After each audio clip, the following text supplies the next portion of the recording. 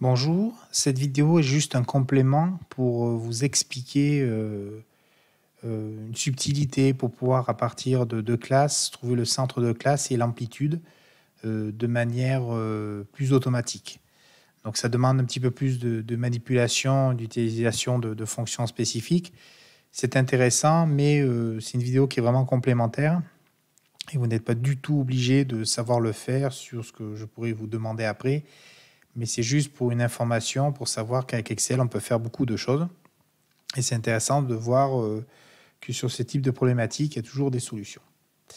Donc, dans l'exemple que je vous donne ici, on a des classes qui sont indiquées sur cette colonne ici, et on voudrait connaître le centre de classe et l'amplitude. Donc là, il y en a un petit peu plus que dans les exercices qu'on a fait jusqu'à présent. Et trouver de tête le centre de classe, ça demande un petit peu de réfléchir et il y a un risque d'erreur. Donc je vais vous faire voir comment on peut automatiser un petit peu cette manière de trouver le centre de classe et l'amplitude en utilisant différentes fonctions, puisqu'on va essayer d'extraire du texte qui est ici, parce que c'est du texte, la borne basse et la borne haute.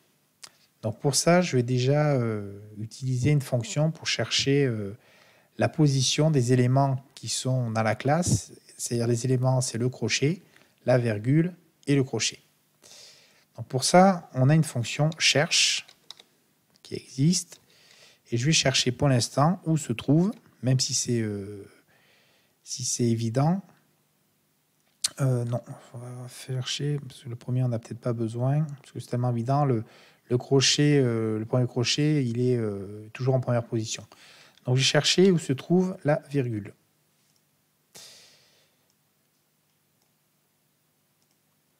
Donc, on a une fonction qui s'appelle cherche. J'ouvre une parenthèse. Qu'est-ce qu'on recherche? Le texte qui est cherché, donc c'est la virgule. Donc vous voyez, je mets bien l'information entre guillemets ou entre côtes, parce que c'est du texte. Et ça, il va le chercher dans cette cellule à partir du premier caractère. Je ferme la parenthèse, je fais entrer. Et là, il me dit qu'il a trouvé la virgule en 4e position. Donc on regarde. 1, 2, 3, 4. Donc c'est juste. Donc cette formule ici, cherche, je vais pouvoir la dupliquer et va en trouver à chaque fois à quelle position se trouve la virgule.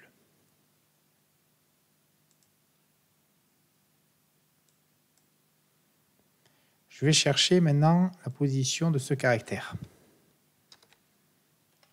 qui se trouve à la fin.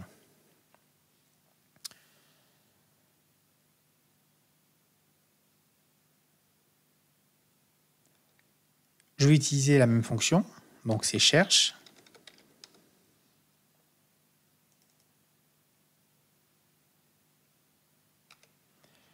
Je mets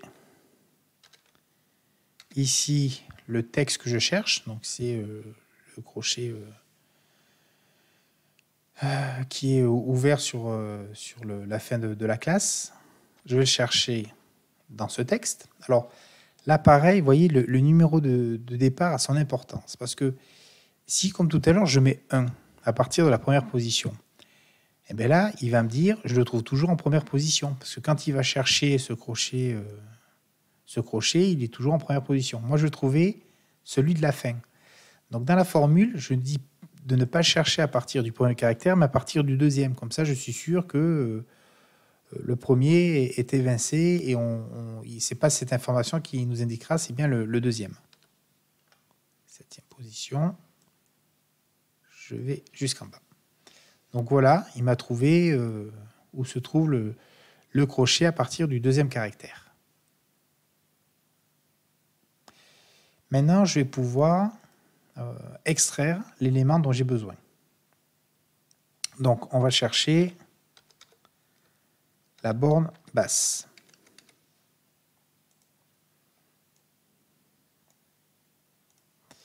Alors, il y a une fonction que j'utilise très peu qui s'appelle STIXT, ici, renvoie un nombre déterminé de caractères d'une chaîne de texte à partir de la position que vous indiquez.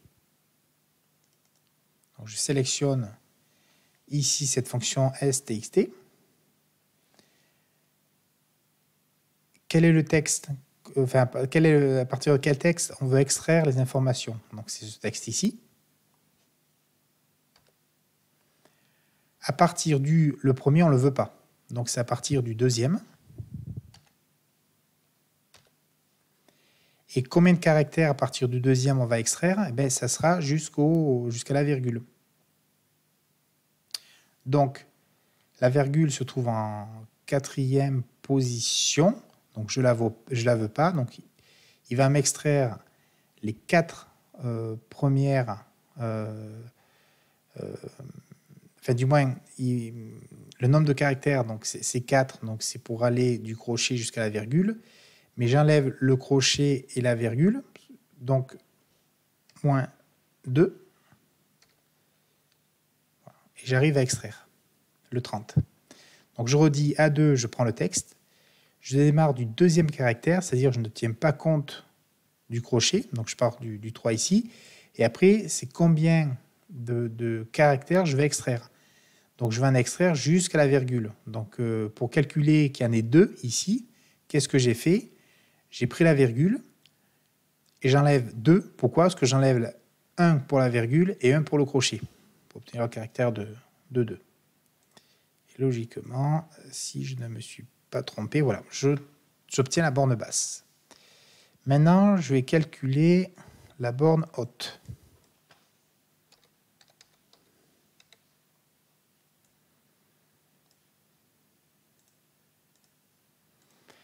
Alors, la borne haute. Donc, pareil, je vais utiliser la fonction s.txt. Quel est le texte? Il est ici. À partir de quel numéro de départ je vais extraire les données? Donc, quand je regarde ici, je vais extraire à partir de 1, 2, 3, de la 4e.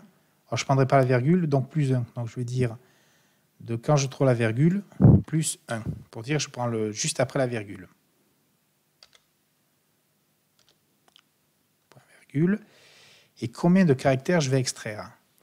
Eh bien, je vais extraire jusqu'à ce que je trouve le crochet. Alors, combien ça fait de caractères à chaque fois? Donc, le crochet est en 7e position. La virgule est en 4e. Donc, entre le 7e et la 4e, je vais prendre que 2 caractères au milieu. Donc, je pourrais faire 7.4, mais il faut que j'enlève encore 1, parce qu'autrement, j'inclus le crochet. Donc ici, ça serait ça moins ça, et j'enlève encore 1 pour pas qu'il prenne trop d'informations. Voilà. Alors, si jamais... parce que là, bon, j'ai l'expérience, j'arrive à le trouver, à voir les choses, mais vous avez du mal. De toute façon, par exemple, si le moins 1, vous ne l'aviez pas vu, vous avez fait ça, là, vous voyez que vous prenez trop d'éléments, vous avez pris le crochet. Donc là, il suffit de dire, j'ai pris trop d'éléments, donc j'enlève pour ne pas avoir le crochet. Vous avez la possibilité, visuellement, de retomber sur vos pieds. Donc ça doit marcher, voilà. Et donc ici, après, c'est simple, le centre de classe, c'est égal borne basse plus borne haute, divisé par 2. J'obtiens tous mes centres de classe ici. Et l'amplitude, c'est la borne haute moins la borne basse.